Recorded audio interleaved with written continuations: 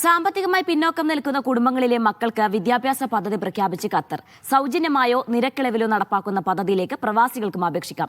ഇതിന്റെ electronic registration ജനുവരി 20 ആരംഭിക്കുമെന്ന് വിദ്യാഭ്യാസ മന്ത്രാലയം അറിയിച്ചു. സ്വകാര്യ സ്കൂളുകളുടെയും കിൻഡർ ഗാർട്ടനുകളുടെയും സാമൂഹിക ഉത്തരവാദിത്ത പദ്ധതിയുടെ ഭാഗമായാണ് മന്ത്രാലയം പ്രഖ്യാപിച്ച വിദ്യാഭ്യാസ പദ്ധതി. വിവിധ സ്വകാര്യ സ്കൂളുകളിൽ സൗജന്യവും നിരക്കിളവ് ലഭിക്കുന്നതുമായ ആകെ 3500 സീറ്റുകളാണ് പദ്ധതിക്ക് കീഴിലുള്ളത്.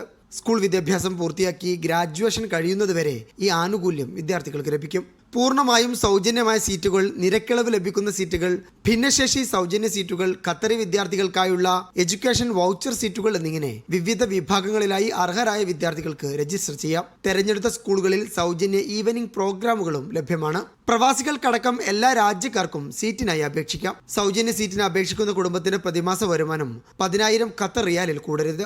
നിരക്കിളവുള്ള സീറ്റുകളിൽ കുടുംബത്തിന്റെ മാസവരുമാനം 15,000 റിയാലിൽ താഴെയായിരിക്കണം. വൗച്ചർ സീറ്റുകൾക്കുള്ള ഖത്തറി വിദ്യാർത്ഥികളുടെ കുടുംബ വരുമാനം 25,000 റിയാലിൽ കവിയരുത്. ബ്രിട്ടീഷ്, ഇന്ത്യൻ, അമേരിക്കൻ നാഷണൽ കരിക്കുലങ്ങൾ പിന്തുടരുന്ന സ്കൂളുകളിൽ ഈ സൗകര്യം ലഭ്യമാണ്.